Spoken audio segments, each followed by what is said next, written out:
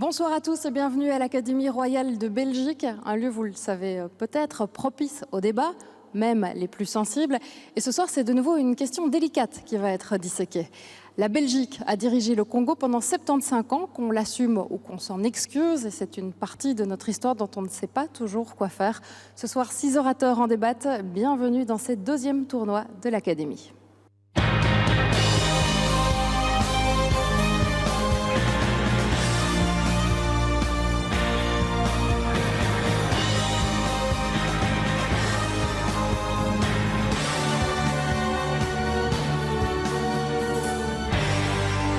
Bonsoir à tous, bonsoir à vous, présents ce soir dans la salle du trône de l'Académie royale. Merci d'être là.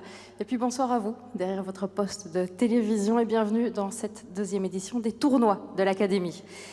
1885-1960, qu'est-ce qu'on sait exactement de cette période? C'est fascinant de voir à quel point l'histoire permet des lectures différentes selon les interlocuteurs et les sensibilités. Alors la colonisation belge au Congo, moi j'ai pas souvenir de l'avoir étudiée à l'école. C'est bizarre parce que c'est pas vraiment un détail de l'histoire de notre pays.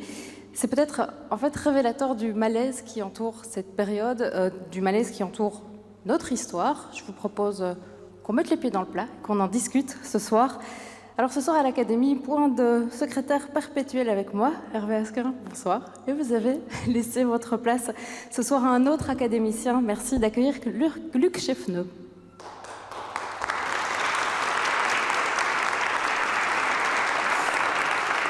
Bonsoir Monsieur Cheffneux. Bonsoir Florence et bienvenue dans la salle du trône de l'Académie royale de Belgique. Merci. Alors vous êtes plein de choses, entre autres. Ingénieur physicien, doctorant en sciences appliquées et vice-directeur de la classe technologie et société de l'Académie royale, c'est-à-dire Tout d'abord, l'Académie royale de Belgique est une des plus anciennes institutions du pays, puisque fondée en 1772 par l'impératrice Marie-Thérèse d'Autriche. Alors, dès l'origine, l'objectif de l'Académie était de rassembler l'élite intellectuelle du pays pour contribuer au progrès technique par la diffusion et le développement des sciences, y compris leurs applications pratiques, et aussi pour contribuer à l'éducation de l'ensemble de la population. C'est toujours le cas ? C'est toujours ce que l'Académie espère faire, en tout cas, à travers ces 4 classes. Nous avons la classe des sciences, la classe des lettres et des sciences morales et politiques, la classe des arts, et la petite dernière, la classe technologie et société, à laquelle j'ai le privilège d'appartenir. C'est cette classe qui a pris la responsabilité de la coordination des tournois de l'Académie. Alors, les gens ne le savent pas toujours, mais Pierre Kroll est académicien. Il fait partie de quelle classe? La classe des lettres. Oui, ça fait sens, ça fait sens. Congo belge, assumer ou s'excuser. Alors, c'est pas le sujet le plus facile à aborder. C'est effectivement un sujet assez sensible. Mais on pense et on considère que l'Académie doit être un endroit où on est capable de discuter de tout, mais discuter dans la sérénité. Et je voudrais rappeler les 2 objectifs qui étaient les nôtres quand nous avons eu l'idée de ces tournois de l'Académie. C'est d'abord de développer dans notre pays la culture du débat, qui est largement absente. Culture du débat qui signifie qu'on est capable de parler de choses très contradictoires, dans le respect mutuel, en argumentant et, je dirais, en étant capable d'écouter l'autre. L'autre objectif était aussi d'essayer d'impliquer des jeunes, et vous allez voir que des jeunes vont intervenir. Alors, évidemment, le sujet est sensible et on ne s'était pas rendu compte au départ qu'il l'était autant. Et en fait, on a découvert un contexte beaucoup plus émotionnel qu'on n'avait imaginé, avec des incompréhensions mutuelles et beaucoup de souffrance. On a aussi dû se rendre compte combien il était difficile de sortir d'un discours considéré comme politiquement correct. Et je crois que tout ça nous conforte dans l'importance qu'il y a de continuer nos tournois et de développer cette culture du débat. Et ça accroît aussi le mérite de nos orateurs. Vous allez m'obliger à écouter des choses politiquement incorrectes? Oh, mon Dieu. Alors, comment ça va se passer concrètement? Il y a 2 équipes, 2 camps qui vont défendre leur position. Le public présent va voter pour les orateurs qui trouvent les plus convaincants. La dernière fois, il y a quelqu'un qui m'avait dit c'est intéressant, mais ce côté où on vote, ça fait un peu télé-réalité. Or que non. C'est-à-dire que ce genre de débat s'inscrit directement dans la tradition médiévale de la disputation. Et cette tradition est restée assez vivace dans l'univers anglo-saxon et beaucoup moins de notre côté. Et je voudrais vous donner l'exemple des débats d'Oxford qui sont organisés à l'université depuis plus d'un siècle, où effectivement ce genre de débat a lieu et où aussi on vote. On vote pourquoi? Parce que ça met un petit peu de piquant dans le débat, je dirais un peu de fun. Alors évidemment, nous sommes maintenant au XXIe siècle et on va utiliser des technologies modernes qui vont permettre beaucoup d'interactivité.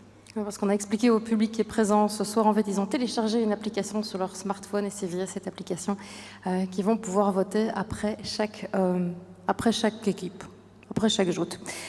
Un tournoi d'éloquence, ça nécessite évidemment un petit peu d'organisation, chacun pour défendre sa position, un temps de parole bien déterminé pour gérer le timing et éventuellement un peu plus si affinité. Voici Bruno Coppens. Bonjour à tous et à toutes. Bonjour l'Académie. Bonjour Florence. Bonjour Bruno. Bruno, on dit de vous que vous sublimez ou torturez les mots, selon les sources et les sensibilités. Auteur, chroniqueur, humoriste, comédien et maître du temps ce soir. Oui, il fallait quelqu'un pour agiter la petite cloche à la fin de chaque plaidoirie. Et comme agitateur, ils m'ont trouvé moi. Donc je secouerai la cloche après 4 minutes 30 de chaque plaidoirie. Et il restera alors 30 secondes à chaque orateur ou oratrice pour terminer son texte avant le gong final. Et s'il persiste encore, ben là, évacuation de la salle avec force de l'ordre et tout et tout. Alors, agitateur de clochette, c'est évidemment une très bonne situation, mais vous allez faire un peu plus. Hein. Oui, j'ai un flexi-job, hein. C'est-à-dire qu'entre les débats, je donnerai quelques réflexions, livrerai quelques suggestions par rapport à ce que j'aurais entendu, et j'en ai déjà une à vous livrer, Florence. On tient un super filon.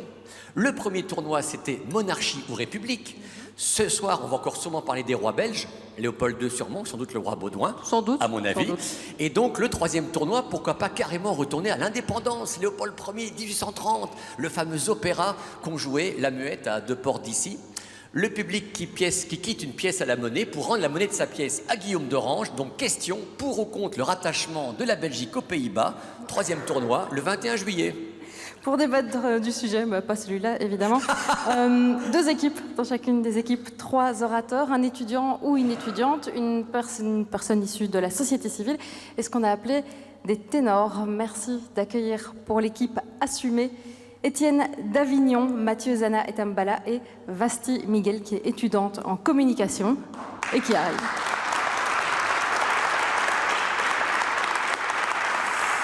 Dans la deuxième équipe, l'équipe s'excusait. Merci d'accueillir Isidore Ndaiwel, Bob Kabamba et Amin Tahiri, qui est étudiant en sciences humaines.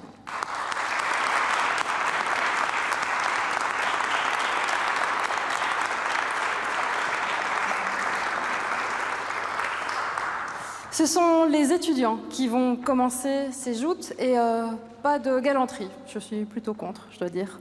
Vasti Miguel, Amin Tahiri, merci tous les deux de venir ici. Bonsoir. Bonsoir. Bonsoir. Lequel de vous deux est le plus jeune? Je pense que c'est moi. Allez hop alors. 2 enveloppes. Dans une de ces enveloppes, il y a le blason de l'Académie. Celui qui tire le blason commence la joute. Et comme vous êtes le plus jeune, vous pouvez tirer en premier.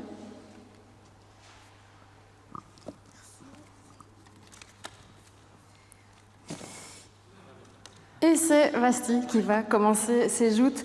Alors ce sont les étudiants qui se mettent sans doute le plus en danger ce soir parce que pour savoir quelle position ils allaient défendre, nous avant on a tiré au sort en fait. Donc ils ont accepté leur sort sans broncher et en faisant fi peut-être de leurs convictions personnelles. On ne le saura jamais. Quel que soit le résultat du vote, quel que soit ce qui se dit ce soir, ça n'est pas une position de l'Académie.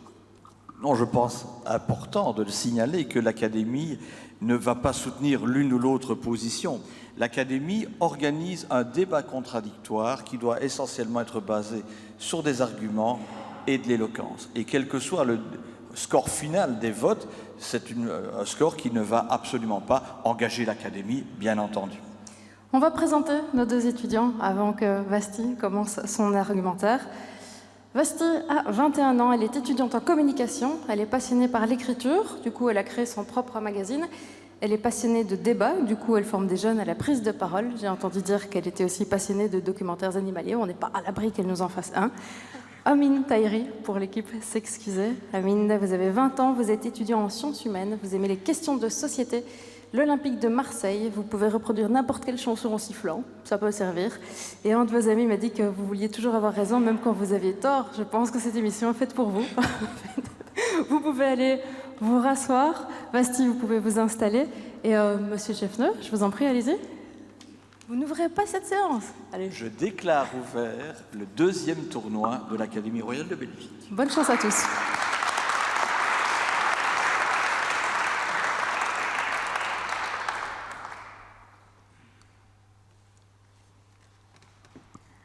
Monsieur le Président, cher public, bonsoir. Alors, lorsque j'ai abordé auprès de certains amis et certaines connaissances le fait que j'interviendrai sur la thématique du Congo belge, avec la question Congo belge assumer ou s'excuser, systématiquement j'ai vu les visages de mes interlocuteurs se crisper.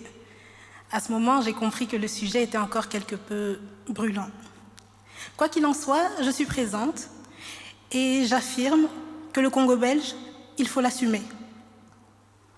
Assumer ne veut pas dire oublier. Assumer ne veut pas dire légitimer. Assumer ne veut certainement pas dire justifier. Assumer est le simple fait de s'enraciner dans le présent avec une pleine conscience du passé. Assumer, c'est donc dire qu'il y a eu des crimes, qu'il y a eu des pillages lors de cette colonisation. Assumer, c'est dire qu'il y a eu une colonisation et qu'il y a eu une décolonisation. Assumer, c'est dire qu'il y a eu des horreurs et que ces horreurs ont pris fin. Assumer, c'est dire enfin qu'un certain 30 juin 1960, les Congolais ont eu le choix et la possibilité d'exprimer leur refus de n'être qu'un peuple colonisé. Assumer, c'est donc se faire ami de l'intégralité de l'histoire et pas de certains fragments. Concrètement, qu'est-ce qu'assumer ? Assumer une colonisation, c'est en parler, c'est en discuter, c'est en débattre, c'est la critiquer et par-dessus tout, c'est en soutirer des leçons. Assumer, c'est ce que la République démocratique du Congo, aujourd'hui, ancien Congo belge, fait tous les jours, en parlant de sa colonisation, en l'enseignant, en la chantant jusque dans son hymne national. Assumer, c'est ce que le Royaume de Belgique ne fait pas. Vous savez, je suis née et ai poursuivi toute ma scolarité en Belgique, donc des maternelles jusqu'à aujourd'hui en 2e année à l'université. Et depuis ma 3e primaire, on m'enseigne fièrement la résistance belge lors de la Première Guerre mondiale, les 3 jours où les troupes belges ont résisté et ont fait front aux troupes allemandes qui voulaient rejoindre Paris. Donc on me vante 3 jours, mais jamais on ne m'a parlé des 80 années de la colonisation belge au Congo. On me vante 3 jours, on m'en cache 31 025. Alors, comment expliquer ce complexe sur la question coloniale ? Cher Président, cher public, j'ai ma propre théorie. Là où on peut reconnaître au Congo une décolonisation manquée, on doit reconnaître à notre royaume une colonisation et une décolonisation manquée, double échec.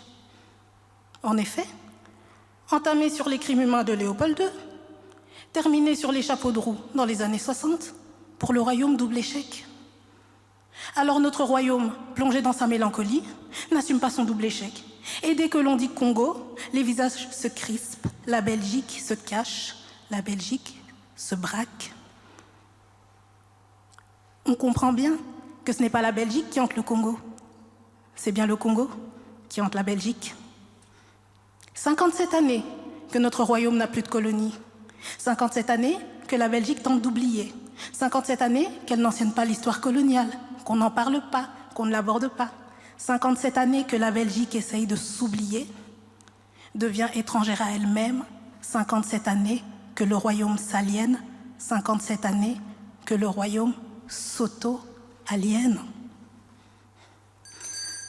Alors, je vous interroge, chers adversaires, comment pouvez-vous parler d'excuses dans un tel contexte?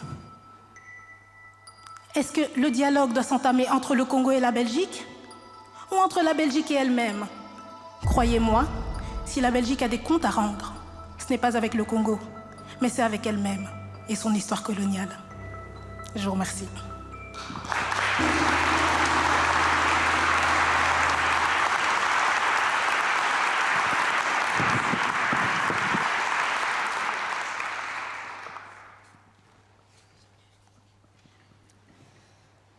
Monsieur le Président, Mesdames et Messieurs, le Congo belge, assumer ou s'excuser. Tout d'abord, j'aimerais commencer par une définition des termes. Assumer. Assumer nous vient du latin assumere, qui signifie prendre pour soi. Une chose me dérange dans la valeur que l'on accorde au fait d'assumer dans notre débat. En effet, est-il correct de se poser la question de si oui ou non il faut assumer à partir du moment où la colonisation a commencé, à partir du moment où les actes ont été commis, à partir du moment où le roi des Belges, Léopold II, s'est porté garant de la conférence de Berlin? L'histoire ne nous laisse pas le choix. Elle ne laisse pas le choix à la Belgique de prendre sur soi. À moins que l'on réfute le fait qu'il y ait eu colonisation. Ce raisonnement me pousse à dire que le fait d'assumer n'est pas quelque chose de glorieux ou qui impose l'admiration. C'est simplement la moindre des choses. Malgré cela, aujourd'hui encore, la Belgique n'a pas totalement assumé. On peut l'observer sous plusieurs formes.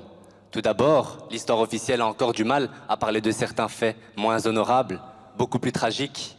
Au contraire, elle les dissimule.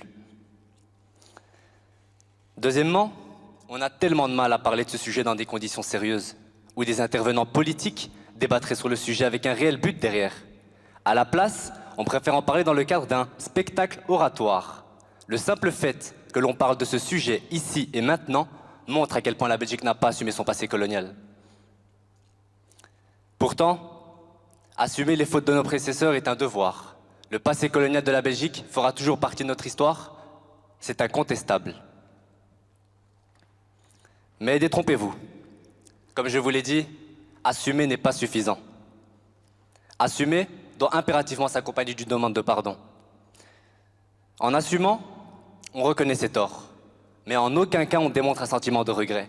C'est par le pardon qu'on démontre ce sentiment de regret. Ce premier n'a absolument aucune valeur sans ce dernier. On peut donc en conclure qu'assumer est l'étape juste avant le pardon. Sur la même lancée, est-il correct de se poser la question de si oui ou non il faut s'excuser? Quand j'étais petit, mes parents m'ont appris les bases de la politesse. On salue, on dit merci, on dit au revoir et s'il vous plaît. Dans la même lignée, ils m'ont appris à ne pas faire de mal aux autres. Mais quand j'en fais, à demander pardon. C'est la moindre des choses. Dans le cas présent, s'excuser qu'à une époque, par le biais de nos dirigeants occidentaux, des actes innommables ont été commis. Des actes innommables ont été commis par le simple fait que l'on se permettait de coloniser un pays. Par le simple fait que l'on se croyait supérieur. Par le simple fait qu'ils n'étaient que des indigènes.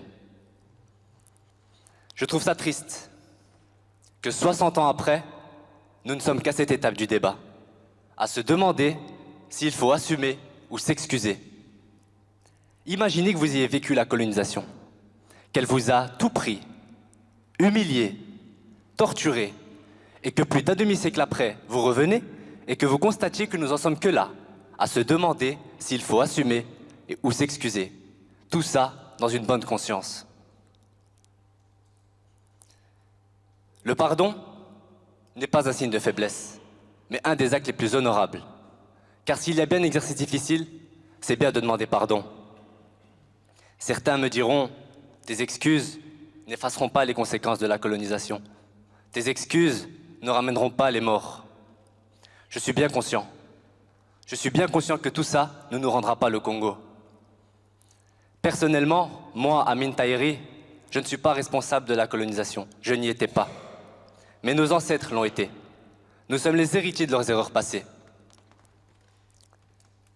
Je ne sais pas. Je ne sais pas si le Congo est prêt à entendre nos excuses aujourd'hui, ce qui serait tout à fait compréhensible, vu la gravité des actes commis.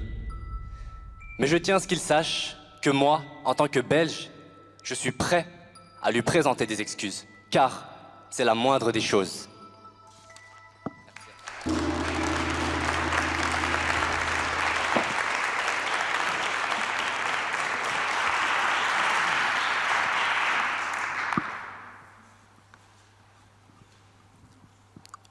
Mon cher ami, j'ai entendu votre argumentation. Je l'ai écoutée très attentivement. Toutefois, je me maintiens sur ma position. Assumer le Congo belge est un impératif. Je disais dernièrement, lors de ma dernière intervention, qu'assumer nous rendait amis de l'intégralité de l'histoire. Permettez-moi, cher public, Monsieur le Président, d'aller plus loin et de dire qu'assumer nous permet de remettre le présent en question en regardant notre passé. Vous savez, le Congo belge, ce n'est pas l'histoire d'une colonisation, ce sont deux colonisations. D'une part, celle du Congo, à qui l'on a certifié, bien entendu dans le contexte paternaliste et impérialiste de l'époque, une infériorité identitaire et culturelle. Et dans un second temps, c'est celle de la Belgique, à qui toujours, dans ce contexte paternaliste et impérialiste de l'époque, on a certifié une supériorité identitaire et culturelle. Colonisation des esprits, colonisation des consciences, colonisation inconsciente. Petit saut dans le temps, cher public, nous sommes en 1897. Alors, période d'industrialisation en Belgique, la Belgique brille. Et quelque part à Tervuren, un zoo humain. Oui, vous entendez bien, un zoo humain. Vous ne le saviez pas? C'est normal, on n'enseigne pas. Dans ces zoos humains, des Congolais. Dans le public, des Belges. Colonisation des esprits, colonisation des consciences, colonisation inconsciente, qui poussa monsieur et madame tout le monde à aller embarquer leurs familles, leurs enfants, voire d'autres êtres humains dans un zoo. Fort heureusement, ce type de spectacle ne se produise plus dans le royaume. Mais comme je l'ai dit au début de mon intervention, assumer nous permet de remettre le présent en question. Alors questionnons-nous. Qu'en est-il de la colonisation des esprits? Combien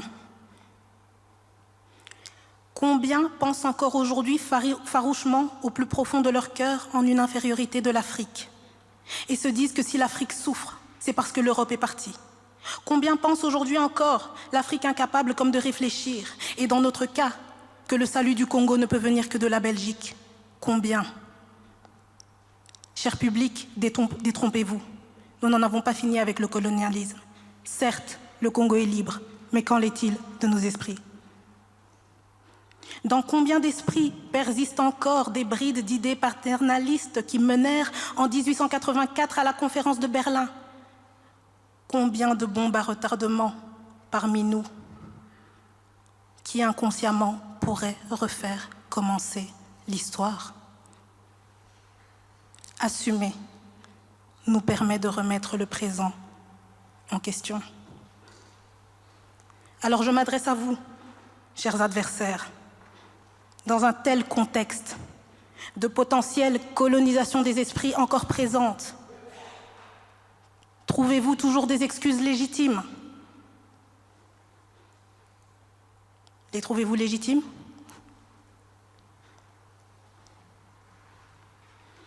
Ironie, hypocrisie ou naïveté? Ironie, hypocrisie ou naïveté que de tout ramener à des excuses dans un contexte si enchevêtré dans lequel il y a tant d'éléments à prendre en compte, le Congo belge. Des excuses pour tout résoudre. Des excuses pour tout résoudre? Non. Assumer pour tout résoudre. Le fait d'assumer s'assure que nous avons bien compris les leçons. Personne ne s'excuse, car personne n'a voulu l'histoire. Personne ne s'excuse, car personne n'a été acteur. Non, ne vous excusez pas, personne n'est responsable. Toutefois, responsables nous sommes du silenciement de l'histoire. Responsables nous sommes du silenciement de l'histoire, du non-respect, de la mémoire. Et moi la première, cher public. Et pour ça, rien que ça, je m'excuse.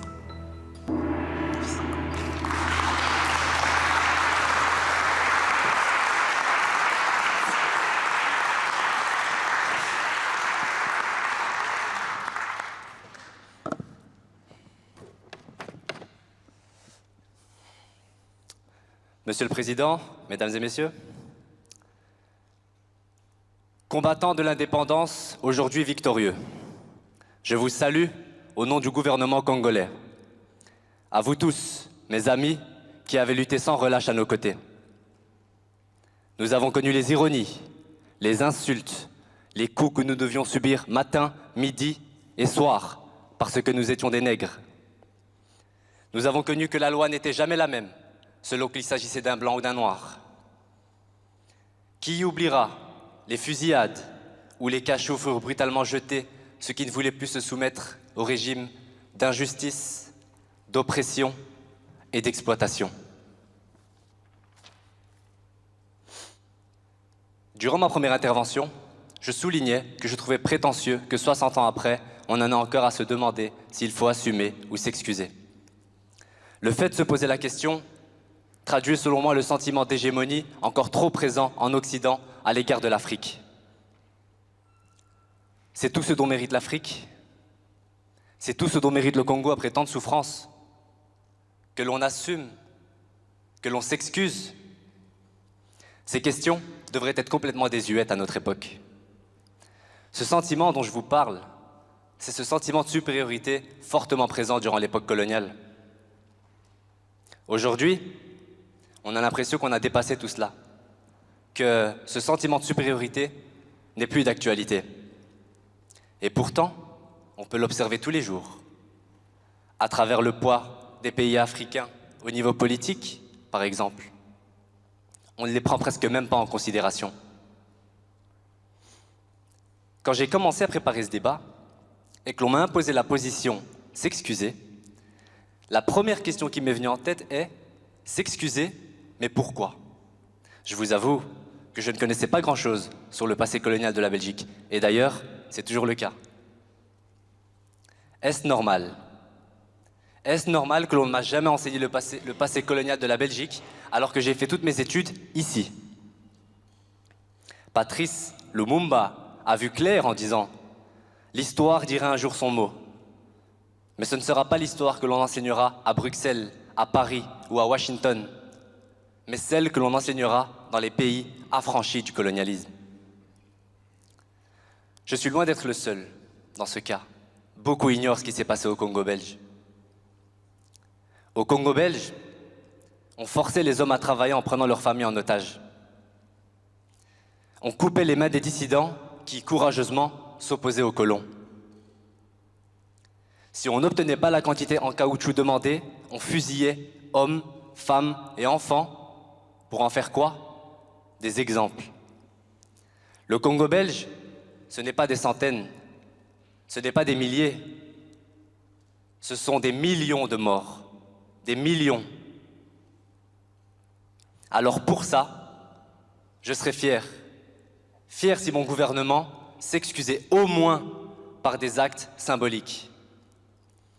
Cela serait un bon point de départ à des collaborations saines avec la République démocratique du Congo. Au début de mon intervention, je vous ai récité le discours de Patrice Lumumba à l'indépendance du Congo en 1960. Ce discours a une grande valeur symbolique. Alors, pour lui rendre hommage, à lui et au Congo, car c'est la moindre des choses, j'ai aussi envie de faire un acte symbolique. Pour les mains coupées, je m'excuse. Pour les humiliations à répétition, je m'excuse. Pour le travail forcé, je m'excuse. Pour les mères tuées, je m'excuse. Pour les pères tués, je m'excuse. Pour les fils tués, je m'excuse. Pour les filles tuées, je m'excuse. Pour l'esclavage, je m'excuse. Pour chaque larme versée, je m'excuse. Pour notre silence, excusez-nous. Merci à tous.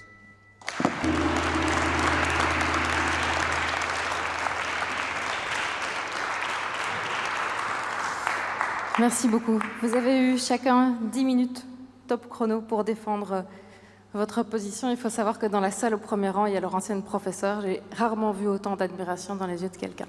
C'est vrai. Pour rappel, ce soir, en plus, on vous avait imposé votre position. Vous l'avez bien défendue. Le public vous a écouté attentivement. Maintenant, il va devoir voter pour l'orateur qu'il a trouvé le plus convaincant. Cher public, on vous a expliqué comment faire. Vous pouvez désormais dégainer votre smartphone et voter. Vous avez le temps de la réflexion. En attendant les résultats, Bruno, vous vous êtes penché sur cette question d'actualité. Faut-il déboulonner les statues, comme par exemple celle de Léopold? Et oui, dans le débat sur les colonies, on pourrait se demander, vu ce qui se passe en Amérique, où on déboulonne plein de statues, pourquoi ne pas aussi déboulonner Léopold II? Alors, en Amérique, c'est un grand mouvement actuel. On veut déboulonner aussi Christophe Colomb pour ces massacres d'Indiens. Moi, Christophe Colomb, sincèrement, je ne l'aime pas, mais c'est parce qu'en fait, il a découvert l'Amérique. Donc c'est un peu à cause de lui si on a Donald Trump aujourd'hui comme président. Alors, pourquoi ne pas déboulonner Léopold II? C'est sûr qu'il est nostalgique du temps béni des colonies qui, chaque année, devant la statue, chantent « Léo ». Léo, ils répondent à l'appel de Léo, ne veulent pas que l'on touche à leur Léopopole national. Moi je dis une chose, c'est que si on déboulonne Léopold II, il faut déboulonner aussi les autres. Eh oui, Tintin par exemple, la statue de Tintin à Bruxelles. Quand on voit comment Tintin parlait aux Congolais dans l'œuvre d'Hergé, écoutez, même la NVA ne parle pas comme ça aux francophones. Alors, et Jacques Brel, la statue de Jacques Brel à Bruxelles. Écoutez, cet homme a écrit des chansons antipatriotiques. Prenez le Plat Pays, par exemple. Quand il chante « Un chemin de pluie pour unique bonsoir, un ciel si bas qu'un canard s'est pendu », écoutez le craquer, ce Plat Pays, mais enfin, écoutez, c'est aussi déprimant qu'un film des frères Dardenne. Et encore, il n'a pas connu le piétonnier. Imaginez que Jacques Brel ait connu le piétonnier, ce qu'il aurait pu chanter. Non, franchement, il faut aussi déboulonner la statue de Jacques Brel. Et donc, débaptiser la rue Jacques Brel, le musée Jacques Brel. Et puis, le cercle, le club Justine Hénin, à Limlette. Cette femme qui prend sa retraite à 28 ans. Vous trouvez ça un exemple pour la jeunesse, vous? Elle fout en l'air tous les plans de pension de Daniel Baclaine. Non, franchement, écoutez, il faut débaptiser tous ces noms-là. Il y a aussi l'avenue Napoléon à Bruxelles. Napoléon, bon d'accord, il a tué beaucoup de gens, beaucoup de troupes, mais franchement, sans Napoléon, dans le Brabant wallon, il n'y aurait pas de tourisme. Waterloo, ce serait morte pleine. Alors qu'est-ce qu'on fait avec tout ça? Prenons les statues. Charles Quint à Gand. Bon, c'est vrai, Charles Quint a rasé des villages en Flandre, il a pratiqué l'Inquisition, mis à l'index plein d'œuvres et de livres. Mais si vous déboulonnez la statue de Charles Quint, dans la rue, les gens vont défiler. Je suis Charlie, je suis Charlie. À Liège, la statue de Charlemagne. Charlemagne, c'est vrai, a tué beaucoup de Saxons. Mais c'est parce que je crois que les Saxons protestaient contre le fait que Charlemagne, dans les écoles, voulait pratiquer le cours de rien et le pacte d'excellence. Alors franchement, quand on voit ça, si on déboulonne Léopold II, Tintin, Brel, Charles Quint, Charlemagne, mais qu'est-ce qui va rester à visiter en Belgique? Hein? Ah oui, si, quand même. Jean-Claude Van Damme, sa statue à Anderlecht. Le pied, quoi. Enfin voilà, je vous laisse un peu réfléchir sur le problème de déboulonnage de statues et je vous reviens pour... Et voici maintenant un deuxième débat. Merci beaucoup. Merci Bruno. Vous avez voté. Est-ce qu'on a les résultats? Est-ce que dans mon oreillette, on pourrait me donner les résultats du vote? assumer 73%. Bravo Bastille. Et s'excuser, très logiquement, 27%. Si vous venez d'arriver, je vous rappelle qu'on a imposé aux étudiants la position qu'ils défendaient ce soir et que nous sommes bien dans un exercice de style. Monsieur Cheffneux, rebonjour. Deuxième manche de ce tournoi avec ceux qu'on a appelés les représentants de la société civile. Eux, on ne leur a pas imposé leur position. Hein. Ça fait longtemps qu'ils réfléchissent au sujet. Bien, nous avons la chance ce soir, comme personnalité de la société civile pour le camp assumé, d'avoir le docteur Mathieu Zana Etembala, qui est historien, qui a enseigné à la Catholic Universiteit Leuven et qui... Actuellement est chercheur au Musée royal de l'Afrique centrale qui collectionne aussi les figures de cochons. Je ne juge pas, je note, c'est tout. Pour l'autre équipe? Alors pour l'équipe s'excuser, nous avons le professeur Bob Kabamba, qui est né au Congo comme son interlocuteur, qui a fait ses études à l'Université de Liège où il est professeur de sciences politiques et où il est aussi, je dirais, le spécialiste de l'Afrique centrale. Il donne également cours à l'Université de Butembo en RDC. Il aime le vin et ça c'est vraiment étonnant pour un Liégeois, il aime le standard de Liège, on ne s'y attendait pas. Et c'est donc Monsieur Etembala qui va commencer cette manche, je vous en prie.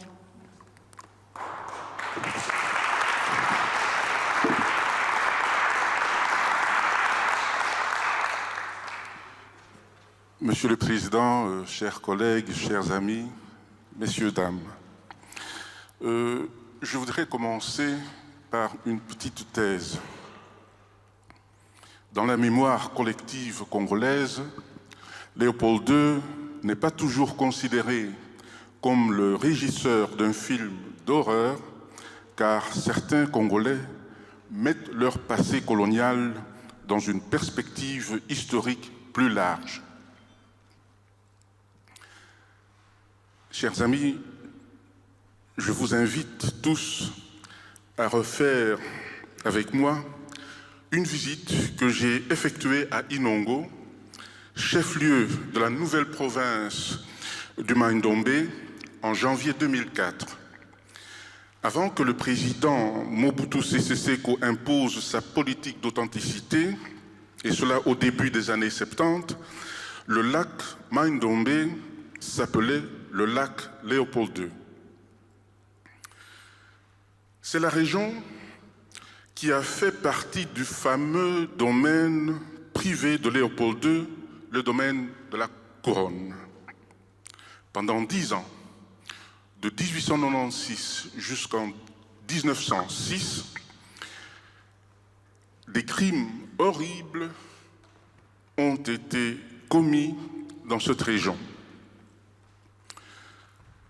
L'histoire de cette contrée en était une, de mains coupées, de villages incendiés, de femmes, d'enfants pris en otage, et tout cela à cause de récoltes insuffisantes de caoutchouc. Mais lors de ce voyage, j'ai rencontré une délégation de l'Association des pisciculteurs d'Inongo, dont le président, dans une allocution, a rappelé que leur terre natale avait été baptisée lac Léopold II parce que, et je cite, le grand roi souverain adorait cette région où il était venu se reposer à quelques reprises pendant la Première Guerre mondiale. Dans l'imaginaire de certains gens de Mai-Ndombe, Léopold II demeure toujours une figure de gloire. Vous comprenez que j'étais très étonné. Et quand j'ai essayé de leur expliquer que Léopold II était mort en 1909 et qu'il n'avait pas pu, en conséquence, se trouver à Inongo pendant la guerre 14-18, ils croyaient que je me moquais d'eux. J'avais l'impression, et j'ai toujours l'impression, que ces gens regrettent plutôt la dégradation de leurs conditions de vie, parce que jusqu'à l'indépendance, le 30 juin 1960, Inongo était un centre commercial prospère. Actuellement, il n'y a plus d'électricité, plus d'eau courante. L'hôpital, les résidences coloniales, les maisons des ouvriers sont délabrées. Et apparemment, ils préfèrent retenir les meilleures réalisations paternalistes du dernier quart de siècle de la colonisation et de l'évangélisation. Et lors du même séjour, je me suis rendu à Kinshasa, aux Archives nationales du Congo, où j'ai pu admirer, dans le bureau d'un chef des archives adjoint, un magnifique fanion coloré avec l'effigie de Léopold II. Peut-être que ce fanion ne servait que de décoration. En tout cas, l'attitude de l'archiviste qu'il se réservait à l'égard de Léopold II n'avait rien à voir avec la mémoire collective que j'avais découverte au lac Mandombe. Je suis persuadé que l'archiviste, un historien professionnel, n'ignorait pas la controverse concernant le régime léopoldien d'antan. Il exhibait sans gêne ce fanion et n'en éprouvait pas de honte. Je pense que sa perception de la figure de Léopold II se résume en ces mots. Léopold II a été ce grand roi, fondateur de l'État indépendant du Congo, dont la République démocratique du Congo devrait être sa digne héritière. Merci.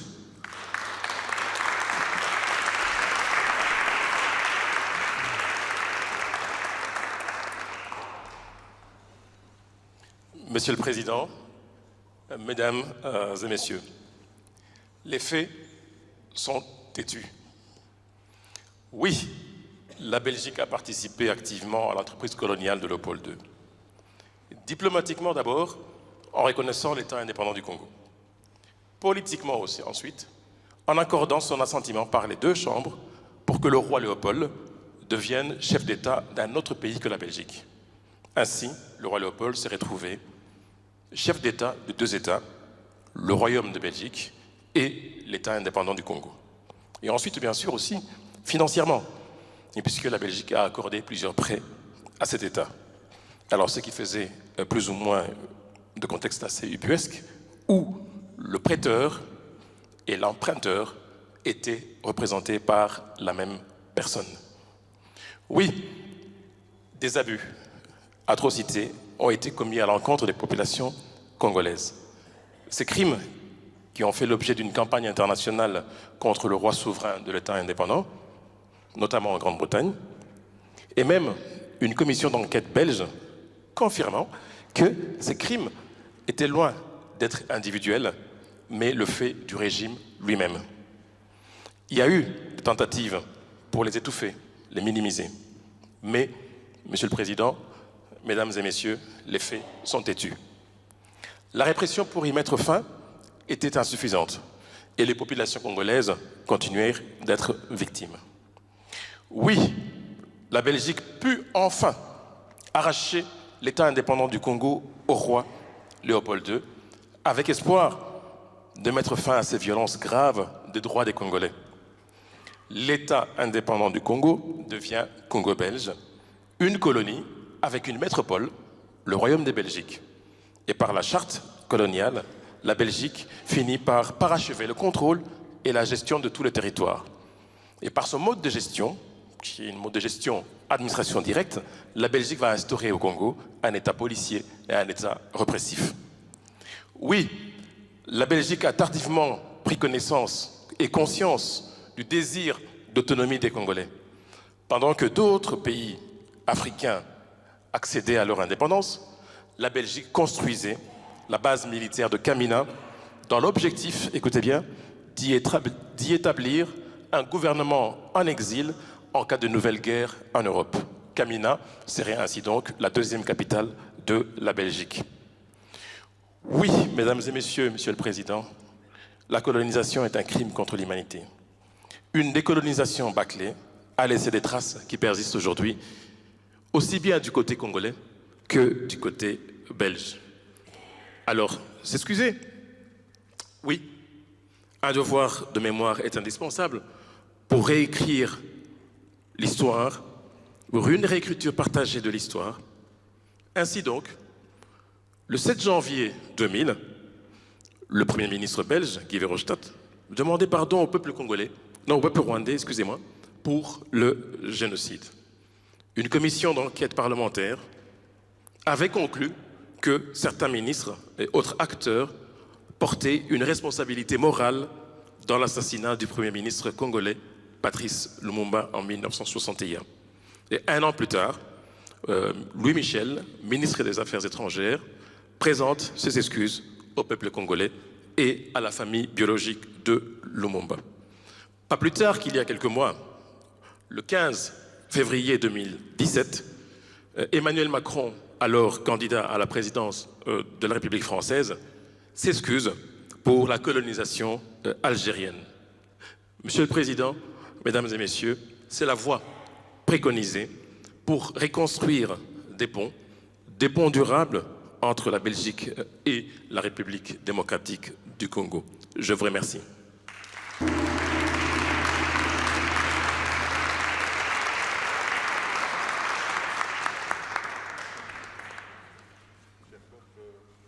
Restons dans le concret. Et cette fois-ci, je voudrais vous conduire vers la nouvelle province de Maniema. En avril 2012 et en novembre 2016, je me trouvais à chaque fois en mission à Lokandu. Lokandu, une localité située sur la rive gauche du fleuve Lualaba-Congo, à quelques 60 km de la ville de Kindu, qui est le chef-lieu de la province. Et je me permets de vous présenter brièvement l'histoire de Lokandu. C'est dans le Maniema que la force publique a mis fin, lors de la campagne dite arabe, qui a eu lieu au terme du XIXe siècle, a mis fin à la domination des esclavagistes arabes. Serera, le chef arabisé de Riba-Riba, est pendu en avril 1892. Et Riba-Riba, son village, occupé par les soldats de la force publique. Et ce village, Riba-Riba, est rebaptisé et s'appelle depuis lors Lokandu. Le camp militaire devient en 1911 un important centre d'instruction militaire. Alors, entre-temps, des prêtres du Sacré-Cœur viennent s'y établir en 1907. Les missionnaires, écoutez bien, érigent une très jolie église, construisent une grande école professionnelle en 1925, installent une centrale hydroélectrique en 1931 et ouvrent un hôpital moderne vers 1950.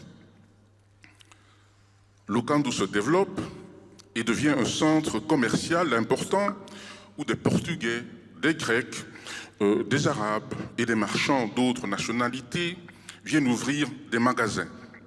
Il y a à Lokandu un grand marché de riz dont la région est une grande productrice.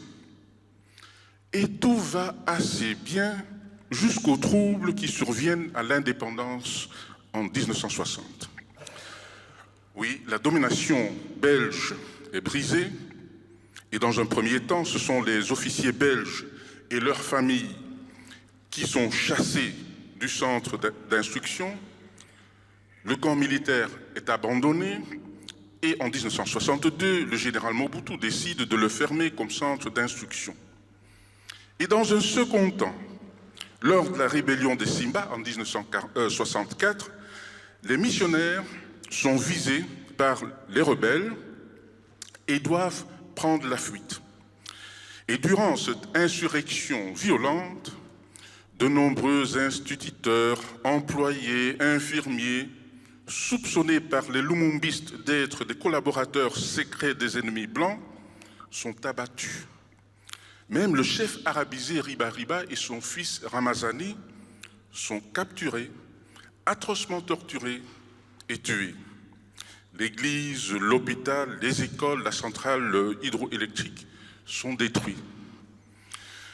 Je ne sais pas si les forces lumumbistes de la RDC Congo sont prêtes à s'excuser auprès de la population de Maniema pour toutes les misères, pour toutes les destructions matérielles et spirituelles dont leurs aînés ont été responsables. En tout cas, la commune west-flamande, Wengen, qui m'a adopté pendant un quart de siècle, a récemment accepté d'aider les gens de Lokandu à réhabiliter ce site qui abrite les débris d'un patrimoine bâti missionnaire colonial et commercial fantastique. Et la vérité m'oblige également de rappeler que la petite commune de Wengen a envoyé au Congo 2 religieuses déjà à l'époque de l'État indépendant du Congo. Léonie Maillard, morte à Nemlao en 1893, et sa plus jeune sœur Clotilde, de la congrégation des Sœurs de Notre-Dame de Namur, morte en 1946 à Kisantu, après 52 années de vie missionnaire. Voilà la question qui reste ouverte, parce que Veritas, cette norme, c'est Veritas, tout en sachant que ces questions restent ouvertes. Est-ce que des excuses donneraient une plus-value, même symbolique, cher Bob, aux relations entre les habitants de Wengen, le village qui m'a adopté, et les habitants de Lokandu? Merci.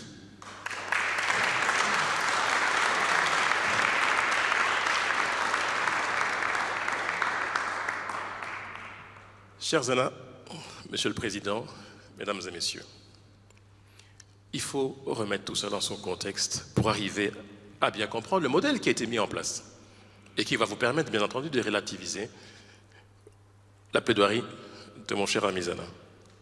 Le modèle mis en place, c'est un modèle qui a été bien conçu et qui, malheureusement, persiste juste actuellement. Plusieurs points vont m'amener à pouvoir arriver à y démontrer, c'est-à-dire que lorsque Léopold II, le roi Léopold II, devient chef d'État de l'État indépendant du Congo, donc au XIXe siècle, on va mettre en place un système d'exploitation qui n'est pas un système qui est destiné pour les Congolais, mais c'est un système qui est destiné pour la rentabilité de ce constructeur qui est Léopold II à l'époque. Et ce système d'extraversion de la richesse congolaise vers, dans un premier temps, Léopold II, ensuite vers la Belgique, va persister. 1872-1908, l'État indépendant du Congo, avec son évolution, etc., historique, l'extraversion, donc on ne produit pas pour le Congo, mais on produit pour l'extérieur. À partir de 1908, la Belgique reprend le flambeau et nous continuons dans le même sens. On ne produit pas pour les Congolais, mais on produit pour la Belgique. À l'indépendance, bien sûr, on arrive au même système qui existe et qui persiste, puisque l'économie congolaise reste extravertie. Oui, la question de la santé.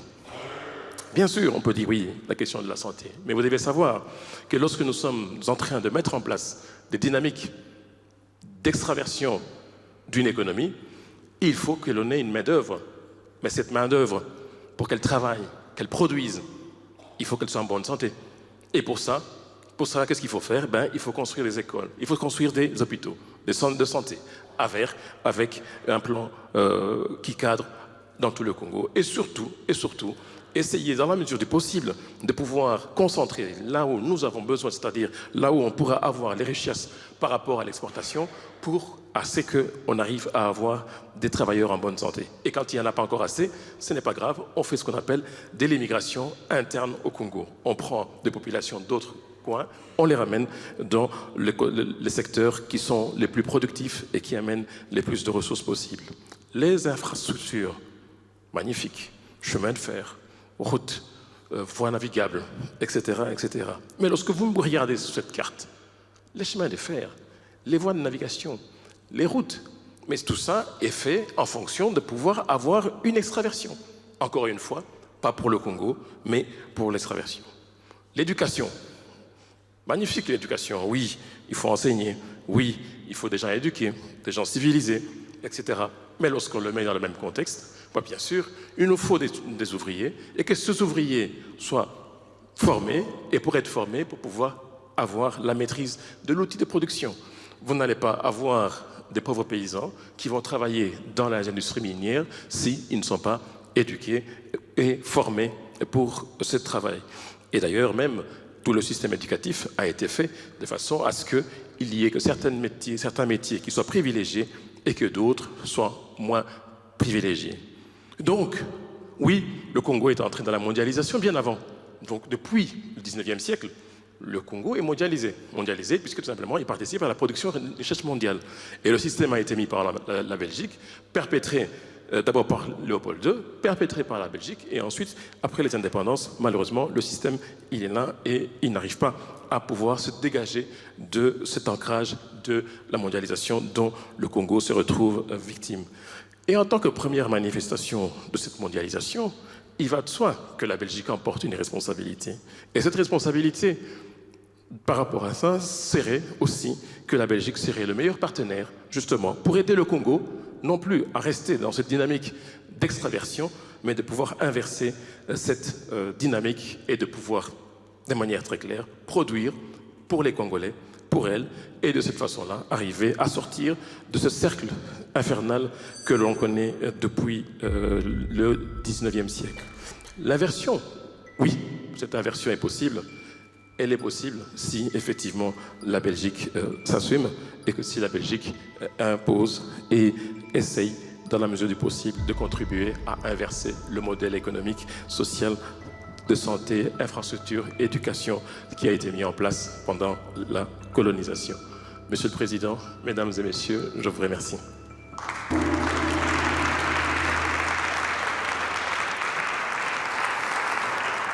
Merci beaucoup à tous les deux.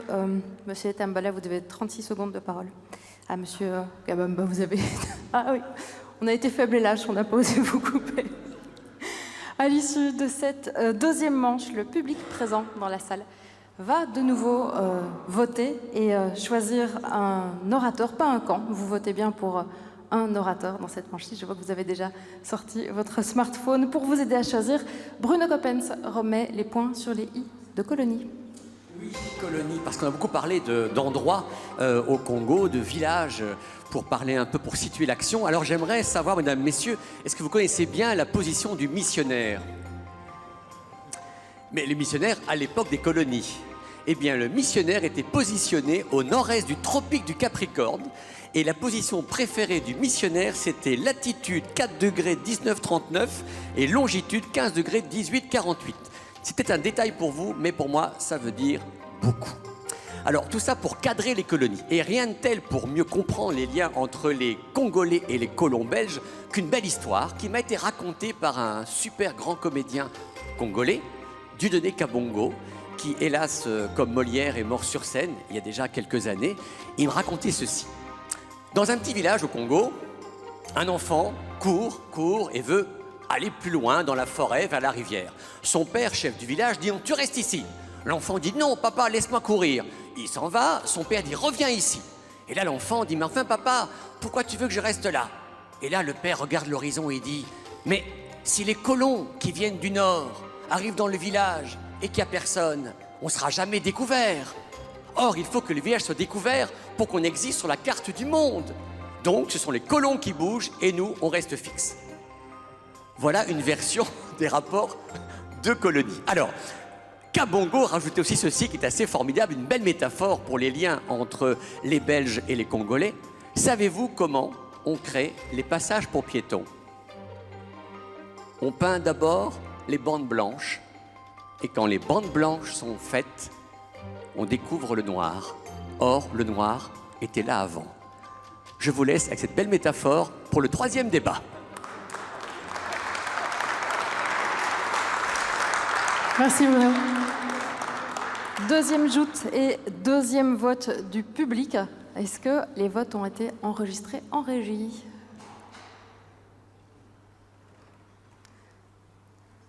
67% pour le camp s'excuser. Félicitations.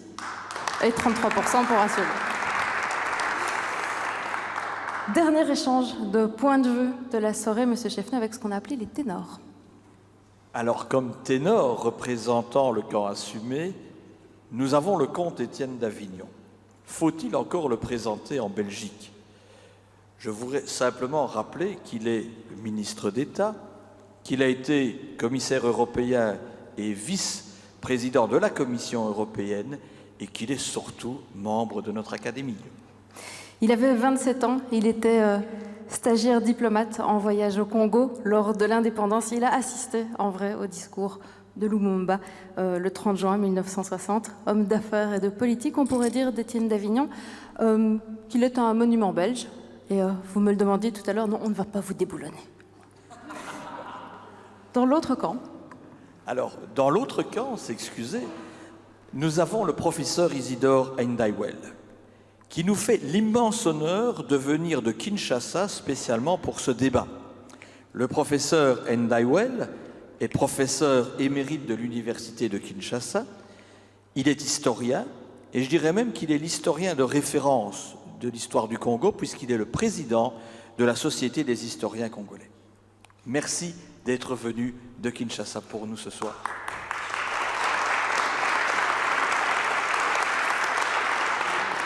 Vous avez donné cours dans plus ou moins toutes les universités francophones du monde, hein, j'ai fait la liste. Et surtout, regardez-le bien, c'est la première fois que je rencontre en vrai un humain qui n'aime pas le chocolat. Je vous en prie, monsieur d'Avignon.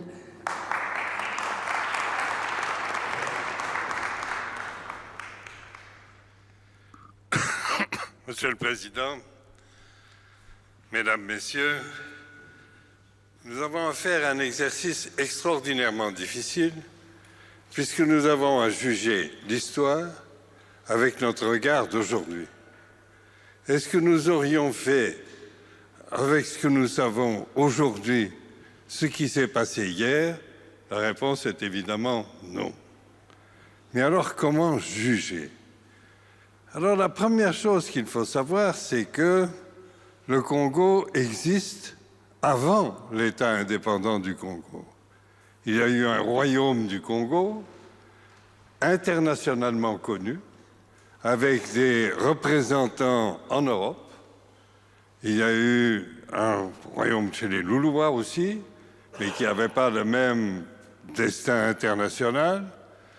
Et ce royaume a été détruit par les violences venant des esclavagistes, avec toutes les horreurs que ça signifie. Et un des mérites du roi Léopold II a été de mettre fin et de créer les conditions pour mettre fin à cet esclavagisme, ce qui était un élément important. Avec l'orateur qui m'a précédé, il a indiqué que lorsque l'État indépendant du Congo est devenu le Congo belge, la Belgique s'est réjouie. Si on veut bien consulter l'histoire, la Belgique est devenue puissance coloniale à reculons. Mais carrément à reculons, hein? Pas hésitant, très inquiète de ce que ça impliquait, quels étaient les problèmes. Et donc, elle a mis en place une structure. Et je pense qu'il est très intéressant de regarder ce qu'était la mission des administrateurs de territoire. Les administrateurs de territoire avaient comme première mission de s'assurer de la protection du territoire dont ils avaient la responsabilité. Et ça voulait dire à l'égard de toute autorité, qu'elle soit une autorité coutumière qui a continué à être reconnue, ou que ce soit une autorité économique qui visait à exagérer ses exigences. Et ça a été un élément extrêmement important. Sur la question qui s'est créée, il y a eu un problème important, très important, portant sur la santé. Et les épidémies se sont renforcées sur cette période, et dans la même période, on a essayé de les contrecarrer. La maladie du sommeil, le sida qui ne s'appelait pas le sida, parce qu'on ne savait pas que ça existait, ont été des éléments de préoccupation majeurs. Et dans le même temps qu'il serait vain de croire que des choses qui n'auraient pas dû se passer se sont passées, il se serait stupide de ne pas reconnaître que des choses importantes, positives se sont passées. Dans toute société, il y a à la fois des choses dont on est fier et des choses que l'on aimerait mieux oublier. L'histoire du Congo belge, c'est la même chose. À la différence que ce soir, avec mes amis, nous n'oublions pas. Nous constatons que des choses qui ne devraient pas se passer se sont passées et nous les regrettons, mais elles tiennent compte de ce qui est la contextualité. Est-ce que l'ensemble des pays dits développés à l'époque sont devenus des pays colonisateurs? La réponse est oui. Ce n'est pas la Belgique qui a été un seul pays colonisateur.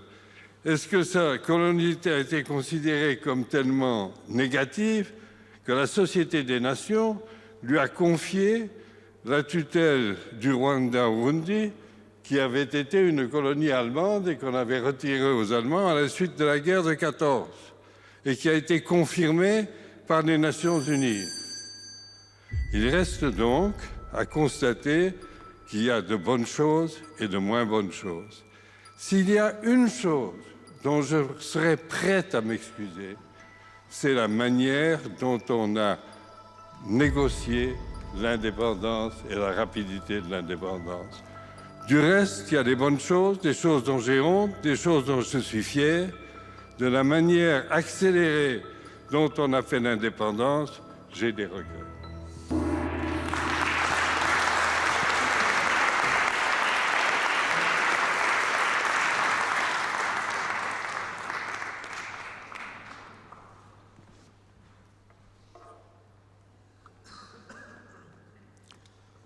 Monsieur le Président, Mesdames et Messieurs, cela valait vraiment la peine de traverser le Sahara et la Méditerranée pour prendre part à cet intéressant débat.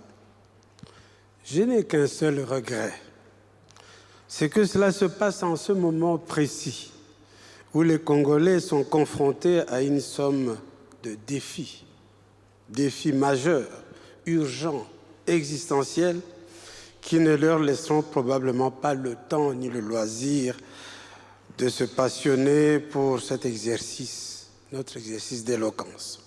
Mais qu'à cela ne tienne. Mesdames et Messieurs, avec ce qui a été dit, bien dit par ceux qui m'ont précédé, logiquement, la Belgique ne pourrait que présenter ses regrets et donc faire amende honorable, car ces réalisations ne compensent en rien les torts et les crimes commis. Surtout si l'on ne perd pas de vue que, contrairement aux autres pays africains, le Congo belge avait financé lui-même sa propre colonisation, suivant les prescrits sacrés de la charge coloniale. Évoquer tout cela, croyez-le bien, c'est confirmer que le deuil colonial belgo-congolais n'est pas encore terminé, même si, à cause des difficultés présentes, on arrive à idéaliser le passé colonial. On ne met pas fin à un deuil par décret, mais on peut aider à y mettre un terme. Voilà pourquoi s'excuser signifierait bien des choses. S'excuser emprunte aussi le langage des faits et des comportements dans la perspective du futur. Parlons d'abord de la situation des Belges d'origine africaine et congolaise, qu'il s'agisse des afro-descendants, ceux qu'on qualifiait naguère de mulâtres, ou de ces Africains pur jus, comme on dirait à Québec, qui ont choisi d'être belges. Ils ont beau être d'origine lointaine, sans aucune chance de filiation avec Vercingétorix, ils ne sont pas moins belges. Pourtant, ils ressentent et vivent une grande marginalisation mémorielle, Les noms de rues et de places publiques sont étrangement muets à leur sujet. Le spectacle des monuments rend compte exclusivement de l'histoire des prétendus vainqueurs au détriment des soi-disant vaincus. La mémoire nationale belge tarde à immortaliser des grands noms africains pourtant de notoriété internationale, comme Simon Kimbangu, Joseph Malula, Patrice Lumumba, Joseph Kasavubu, Panda Farnana et bien d'autres. Quelle place réserve-t-on finalement à l'enseignement de cette histoire que nous avons en partage? La mémoire du Congo, notre patrimoine commun, a-t-elle encore un avenir ici, auprès des jeunes? Un autre chapitre est celui du pillage des ressources naturelles du Congo. Il n'a cessé de s'étendre dans le temps et dans l'espace. Il se pratique désormais impunément, publiquement, avec des méthodes autrement plus efficaces et plus prédatrices. Le Congo, c'est le paradis des multinationales qui se comportent en terrain conquis, escortés de leurs intermédiaires locaux, intermédiaires qui se recrutent, hier comme aujourd'hui, même parmi les dirigeants du pays. Mais rien d'étonnant cela.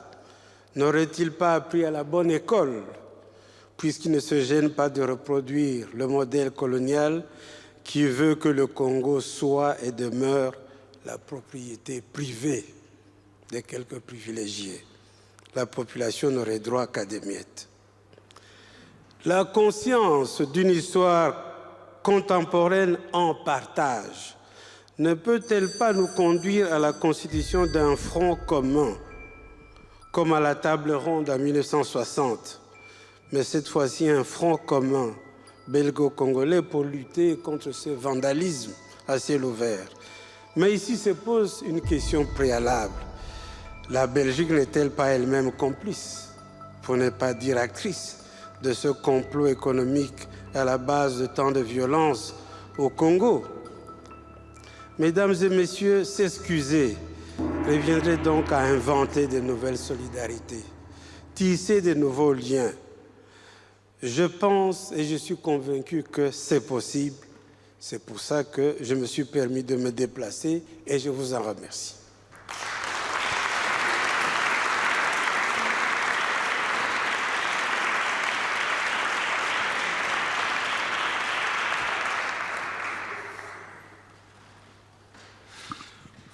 Je suis évidemment, comme vous tous, sensible à la dignité avec laquelle l'historien a présenté les choses.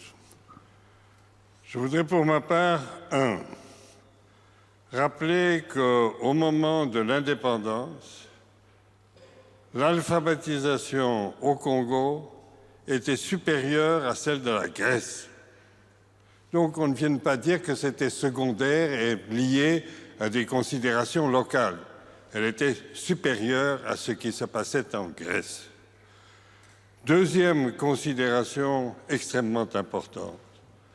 Il est évident que ce qui s'est passé après le 30 juin 1960 a fait en sorte qu'aujourd'hui, la situation congolaise est plus mauvaise que celle qui existait au 30 juin 1960. C'est une constatation que je fais avec tristesse. J'ai eu le privilège de servir des grands ministres dont la préoccupation fondamentale a été de voir comment nous pouvions aider la République indépendante du Congo en fonction de ses propres choix de se développer et de trouver véritablement le pouvoir sur son pays. Parce que c'est de ça qu'il s'agit. Le pouvoir sur son pays. Et parmi les choses que nous ne sommes pas parvenus à faire sont celles-là. Par moments, ça a marché, mais ça n'a pas marché dans la continuité. Lorsque j'étais à Léopoldville, parce que ça s'appelait encore Léopoldville, il n'y a donc aucun manque de respect, à Léopoldville, au 30 juin 60, j'étais là pour préparer avec le gouvernement congolais le traité d'amitié entre la Belgique et le Congo, qui était fondé, le premier principe était fondée sur l'égalité des peuples et l'égalité des États, et de manière à déterminer comment faire en sorte que l'œuvre inachevée que nous avions laissée pouvait s'achever dans le succès des populations et de l'État. Parmi mes regrets, c'est que malgré des efforts continus, nous ne sommes pas parvenus à créer ce lien durable dans lequel le passé, avec ce qu'il avait de bon, nous encourageait à réussir l'avenir, et avec ce qu'il avait de moins bon, nous amenait à corriger le tir. Et maintenant, s'excuser. Tout à l'heure, l'étudiant, dont je respecte les opinions, a dit « Quand j'étais petit, on me demandait de m'excuser. » Je me rappelle encore quand j'étais petit, ce qui est un bel effort de mémoire. Mais je me rappelle encore. Et pourquoi est-ce que je m'excusais? Parce qu'avec ça, après, j'avais la paix. Oui, je m'excuse, je ne le ferai plus. Pouf! Tournez la page, tranquillement, la vie continue. S'excuser est la chose facile. Assumer et essayer de définir ensemble l'avenir est la chose difficile. C'est celle à laquelle je crois.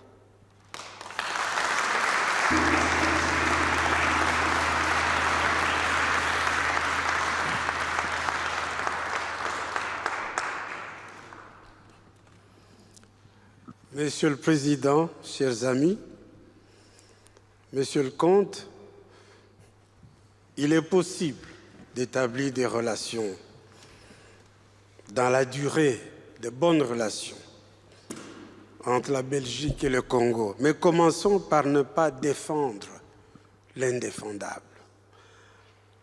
Léopold II, vous aviez dit tout à l'heure, a mis fin à l'esclavagisme. Mais c'était aussi pour conquérir l'espace, chasser les concurrents et surtout confisquer l'ivoire qui était détenu par les autres. Léopold II a combattu les épidémies, mais dans ces épidémies, la plupart ont été introduites par ses propres auxiliaires, les Zanzibaristes, les Ouest-Africains, qu'il a fait venir au Congo. Sans son intervention, on n'aurait pas eu ces épidémies, on n'aurait pas eu des maladies vénériennes qu'on a eues à ces moments-là, qui ont créé énormément de dégâts à l'Équateur. Si on a pu remettre le territoire sous mandat du Rwanda et du Burundi actuel à la Belgique, fort heureusement grâce aux victoires de la force publique.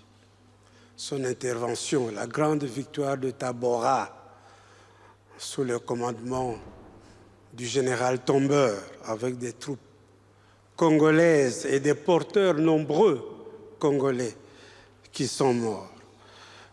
Je pense qu'il serait significatif qu'il y ait des excuses. Et ces excuses éventuelles pourraient s'accompagner d'un signal fort qui puisse s'inscrire dans la durée, dans la mémoire des générations montantes, comme le symbole de la clôture du deuil colonial, comme le symbole de la rupture avec ce passé controversé et comme symbole de son dépassement. Enjamber de manière volontariste la distance qui sépare l'ancienne métropole et son ancienne colonie, plus d'un siècle après la rupture d'indépendance, c'est parfaitement possible. Et j'y ai foi. Je vous remercie.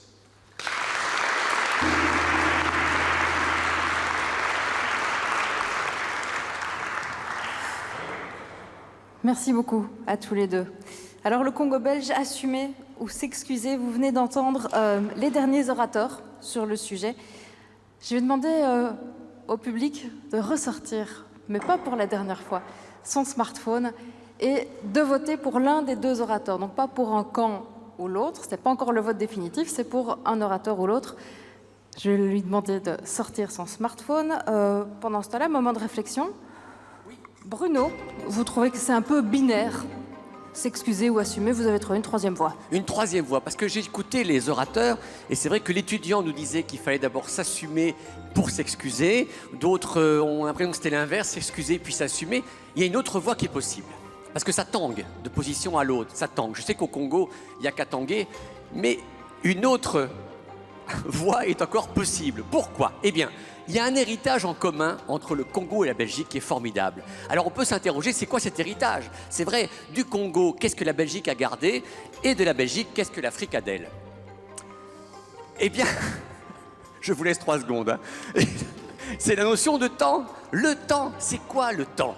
Eh bien, regardez, au Congo, le temps qu'ils mettent, que le gouvernement met pour lancer les élections, reporté de mois en mois, et comment en Belgique, le temps qu'on a pris pour former un gouvernement, 541 jours, le temps qu'on met chez nous pour avoir un RER, un stade national qu'on n'aura peut-être jamais. Bref, le temps distendu, le temps distordu, c'est peut-être quelque chose qui est un héritage. Alors qu'il a légué à l'autre, la Belgique au Congo, le Congo à la Belgique, en tout cas, cette notion de temps est forte. Alors, elle est bien, elle va nous aider. Quand je vois aujourd'hui que c'est un peu le procès de Léopold II, hein, aujourd'hui il passe à un véritable examen que j'appellerais une colonscopie.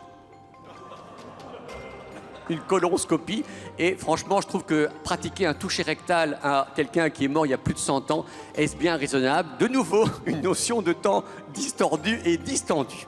Alors la troisième voie que je vous propose, c'est celle-ci, c'est de prendre son temps. En fait, on devrait faire un autre tournoi, et la question serait, faut-il s'excuser d'assumer ou assumer ses excuses? Vous voyez? Comme ça, on aurait bien le temps de répondre à la question, parce que maintenant c'est vous qui allez voter. Alors vous qui allez voter et choisir, eh bien je propose pour voter de bien retenir, d'avoir en tête ce proverbe africain que j'adore: qui veut un bébé coûte que coûte épouse une femme enceinte. Il ne faut pas se précipiter, il faut bien prendre son temps, on va bien prendre son temps. Ils ont encore un peu de temps les gens, hein, je crois, pour voter. Un peu de temps, on aura entre autres des questions du public pour laisser un peu de temps. Oui, c'est ça, voilà. On passe à ça maintenant, aux questions. Hein. On passe presque aux questions. On a d'abord les résultats de cette dernière manche, les chiffres qui viennent de m'arriver dans l'oreille. Le camp Étienne d'Avignon, 55%. Félicitations. Monsieur Ndaiwel, 45%. Félicitations, merci beaucoup à vous deux. À l'issue de ce tournoi, il est temps de passer aux questions du public. C'est un débat qui peut soulever quelques questions. On a prévu un moment pour ça. On a un micro. Au bout du micro, on a Bruno Koppen. C'est magnifique. Pendant ce temps-là, dans la salle, et c'est vraiment la dernière fois qu'on va vous demander de voter, mais cette fois-ci, ce n'est pas un vote pour un orateur ou l'autre, c'est le vote pour une équipe entière. Il faut que monsieur mime en même temps que moi, c'est gentil. Idéalement, c'est un peu l'idée d'un tournoi d'éloquence, c'est de voter pour l'exercice de style plus que votre position initiale. Maintenant, je ne suis pas dans votre tête, mais je vous demanderai de jouer le jeu et donc de voter pour une équipe ou l'autre. Quelques moments de réflexion avec les questions du public. Bruno, je vous laisse prendre les questions. Oui. Alors, une question. Levez un peu les doigts, votre doigt, ceux qui veulent poser une question. Voilà. Ben, écoutez, monsieur, oui, au bout de la rangée. Je vais vous tendre... Attendez, je passe par ici. Pom. Quel est votre prénom? Hamza. Hamza. Alors, mettez-vous debout si vous voulez bien que tout le monde vous voit. Et à quelle personnalité voulez-vous poser votre question? Au professeur Etamballé. Okay. Oui. Allez-y. Voilà, juste une question. Je m'adresse doublement à l'historien et au citoyen que vous êtes.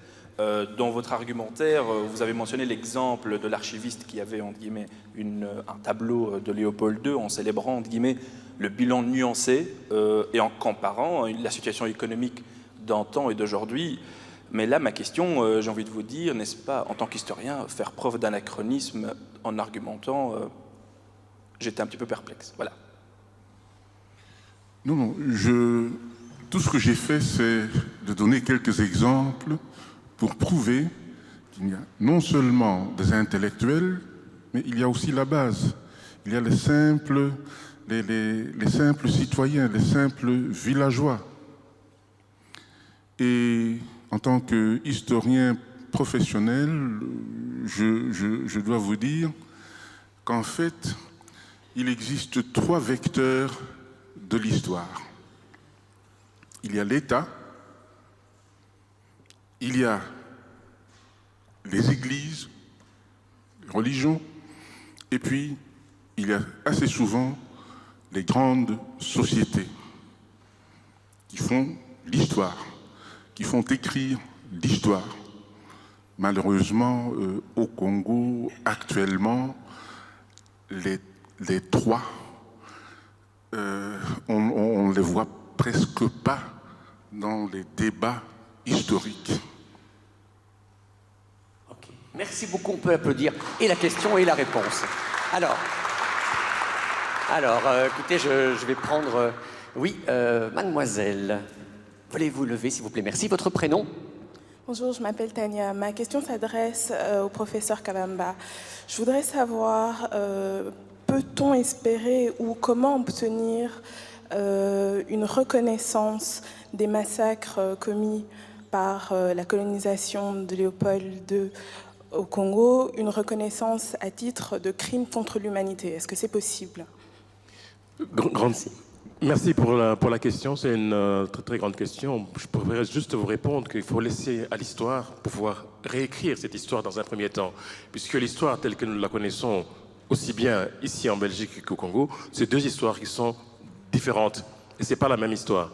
Déjà commencer par écrire cette même histoire entre ce qui s'est passé pendant l'État indépendant du Congo et ce qui s'est passé pendant ce temps-là et ici, tel que c'est enseigné et tel que c'est enseigné au niveau du Congo, d'arriver déjà au moins à une lecture commune, on pourrait déjà faire un grand pas avant d'arriver d'abord dans un second temps à penser à une reconnaissance historique sur un crime contre l'humanité ou pas.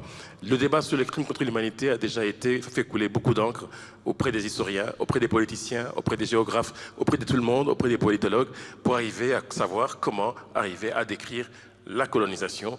Et de plus en plus, on admet que la colonisation est un crime contre l'humanité. Merci beaucoup. On peut l'applaudir aussi pour la réponse et pour la question. Alors une troisième question, peut-être. Oui, mademoiselle, voulez-vous lever? Inès. Ma question s'adresse à Monsieur d'Avignon. Pourriez-vous nous dire quel regard vous portez sur Patrice Lumumba, sachant que vous travaillez à l'époque au ministère des Affaires étrangères et qu'on vous dit impliqué dans son assassinat?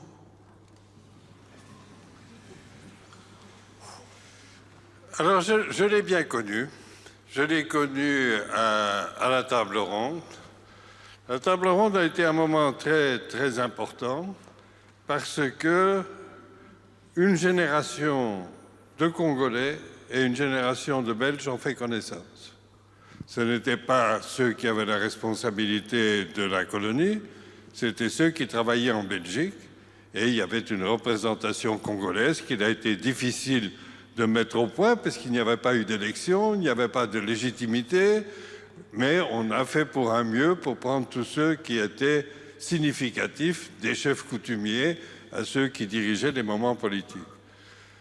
Et j'ai été frappé par l'intelligence de Patrice Lumumba, par le fait qu'il avait un charisme important, qu'il impressionnait autant ses compatriotes que ses interlocuteurs.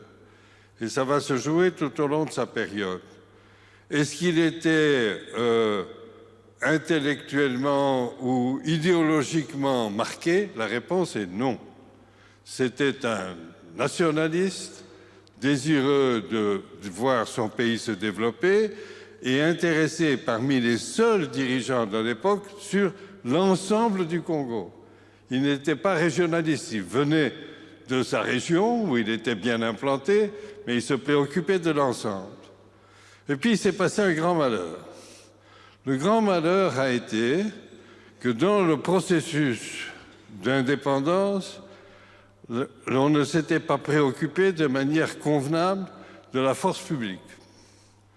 Partout dans les autres domaines, que ça aille de l'université à l'administration et évidemment à la direction politique, il y avait un changement radical entre le 30 juin et le 1er juillet.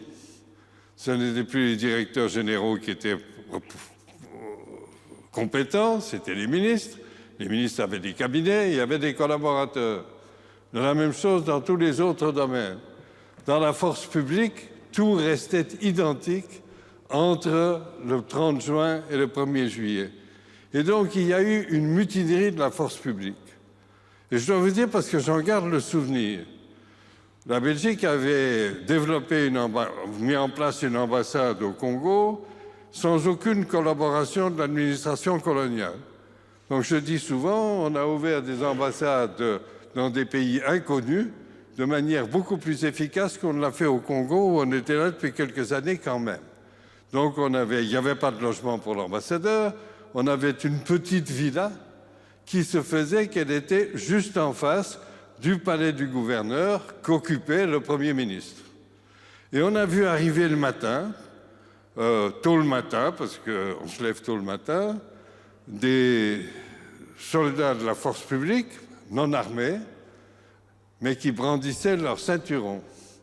Et on a évidemment cru que la manifestation était contre nous, donc contre la présence belge, contre l'ancien colonisateur. La manifestation était contre le ministre de la Défense, Premier ministre, Patrice Lumumba, parce qu'eux, on ne leur avait pas reconnu une situation nouvelle. Et cet événement-là a bouleversé la situation au Congo de manière absolue. D'une part, depuis cette date, le Congo se cherche une force responsable militaire, et on n'y est toujours pas aujourd'hui. Et une fois que l'instabilité se met en place, on vient de le vivre à Bruxelles, quand il n'y a plus de sécurité, ceux qui veulent profiter de l'insécurité en profitent. Et qu'est-ce que ça veut dire? Ça veut dire que d'essayer de prendre ce qu'on ne vous a pas donné. Et donc il y a des incidents. Et à ce moment-là, Bruxelles prend peur devant les incidents et décide d'envoyer les forces militaires au Congo, ce qui apparaît comme une réoccupation militaire d'une puissance indépendante. Et ça a été une rupture. Vous avez cité le discours de Lumumba, ce que vous avez oublié, mais le débat est terminé, donc je peux vous taquiner maintenant, c'est qu'il a fait ce discours-là, si mon souvenir est bon, à 10h30, et à 2h, il a fait un autre discours dans lequel il remerciait la colonie pour ce qu'elle lui avait apporté. Ce qui montre bien ce que j'essaye de dire, c'est qu'il y a deux réalités qui ont coexisté. Une réalité que l'on ne peut pas supporter et une réalité qui a eu des éléments positifs. Et comme vous l'avez dit tout à l'heure, au fur et à mesure où les sentiments font place à la réflexion et à la maturité, on déterminera historiquement, sur la base des faits, qu'est-ce qui était acceptable et qu'est-ce qui ne l'était pas. Merci beaucoup. Merci beaucoup pour la réponse et pour la question. Allez, encore une dernière question. Oui, mademoiselle, veuillez vous lever, s'il vous plaît. Merci, c'est gentil. Bonsoir, je m'appelle Raïssa et moi j'ai une question pour Monsieur Naïwel. D'abord, merci de vous être déplacé, merci pour votre intervention. Ma question est la suivante. Dans votre discours, vous avez évoqué les multinationales. Mais moi, je me pose les mêmes questions pour les ONG. Et plus particulièrement, je voudrais plus savoir si, finalement, tout ce qui est coopération au développement serait soit des excuses déguisées ou alors une planque pour expatriés qui n'apporte rien à l'État congolais et coûte cher à l'État belge. Merci bien.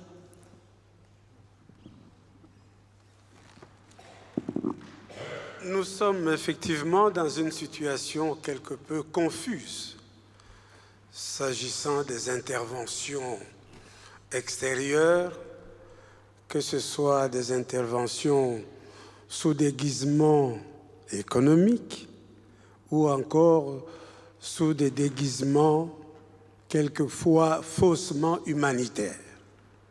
Donc, dans une pareille situation, on aurait pu imaginer que lorsque le pays, la population connaît un certain désarroi, que la population ait un coup de main. Et ce n'est pas à ce moment qu'il faut tenir le discours de leur dire, vous savez, la colonisation était meilleure. Naturellement, ils y adhéreront, d'autant plus qu'une population aussi jeune n'a pratiquement pas connu la colonisation. Et lorsqu'on est dans des difficultés, on est porté à idéaliser toutes sortes de choses, particulièrement le passé et le passé lointain. Il n'y a que quelques vétérans qui peuvent se rappeler ce qu'a été la chicotte, ce qui a été tout ce que notre jeune Amine a rappelé, car il y a des gens qui existent, qui le savent et qui s'en souviennent. Et donc, la population congolaise n'est pas aussi amnésique qu'on le croit. La preuve est que, de manière saisonnière, des crises éclatent, des discours quelque peu incendiaires réapparaissent lorsqu'il est question de la Belgique et du Congo. C'est bien le signe qu'on n'est pas amnésique et qu'il y a toujours en mémoire quelque chose qui ne passe pas. Voilà pourquoi il faut réfléchir sur la manière de mettre un terme à cela et d'amorcer une autre histoire entre le Congo et la Belgique. Et j'ose imaginer que cette belle initiative de l'Académie peut être une opportunité pour amorcer cette nouvelle histoire. Je vous remercie. Merci.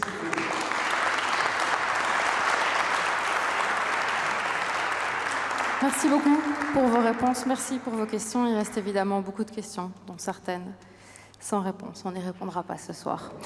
Au terme de ce tournoi et d'un argumentaire en 3 temps, il y a un seul vote, le vôtre. Merci d'avoir voté. In fine, quelle équipe a emporté vos votes? On me dit dans l'oreillette 55% pour l'équipe assumée. Bravo. Bravo à tous. Merci. Visiblement, le résultat ne vous a pas plu parce que les votes continuent. Nous sommes à 53% pour l'équipe assumée. Arrêtez parce que sinon ils vont perdre. 53% pour l'équipe assumée, donc on est presque à du 50-50. 47 ? Ah, 47 pour s'excuser. Ils me disent des choses dans l'oreillette, ça me déstabilise. Donc 47% pour s'excuser, 53% pour assumer. Bravo à tous nos intervenants. Merci beaucoup. Merci de vous être déplacés jusqu'ici. Dans quelques instants, je demanderai au public de sortir par la porte correspondant à l'équipe pour laquelle il a voté. Pas tout de suite. La dernière fois, je l'ai dit trop tôt. J'ai failli mourir écrasé par le public. Donc, on va attendre un petit peu de temps. Je vous ferai signe quand ce sera le moment. Monsieur Cheffneux, c'était votre premier tournoi en tant que hôte. Ça va? Ça s'est bien passé? Très bien. Je crois que nos objectifs ont été atteints. On a assisté à un débat intense, respectueux et argumenté. C'est bien quand on ne se coupe pas aussi. Et j'espère que ce débat aura permis aussi aux spectateurs de se forger une opinion personnelle. Et moi, j'ai fortement ressenti finalement les liens qui unissent le Congo et la Belgique, des liens parfois douloureux, mais toujours intenses. Et si je peux, je dirais, risquer une conclusion personnelle, mais qui corrobore finalement à la fin du débat, c'est que nous devons maintenant nous tourner vers l'avenir. Que la Belgique doit assumer effectivement une responsabilité vis-à-vis du Congo, en contribuant au développement harmonieux de ce pays qui est riche de possibilités, ainsi que du reste de l'Afrique. Et je voudrais terminer en remerciant très très chaleureusement tous ceux qui ont participé à l'organisation de ce débat, essentiellement évidemment les orateurs, avec un merci tout particulier pour nos 2 étudiants, un grand merci à Bruno et à Florence, évidemment, pour avoir animé ce débat de manière efficace et avec humour. Hein. Et maintenant, mais je pense qu'on va pouvoir vous laisser... Non, attendez, ils vont m'écraser, oui. J'ai pas fini. Ça. Attends, vas-y, Florence. Et en effet, les étudiants à Minevasti, ce sont les ambassadeurs du MIEC, le mouvement des institutions et des écoles citoyennes. On voudrait remercier ce soir Bruno Dorbet et Mona Gandiblou. Ce sont 2 enseignants, je pense que vous ne direz pas le contraire, absolument hors du commun. Ce sont eux qui vous ont donné l'amour de la joute verbale. Merci Mona qui est ici ce soir.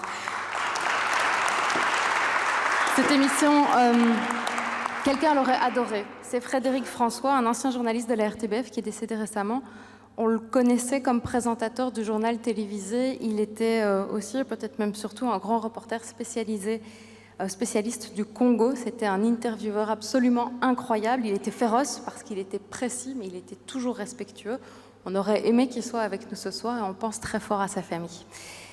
Il y aura d'autres tournois de l'Académie. On ne sait pas encore sur quel sujet, on y travaille.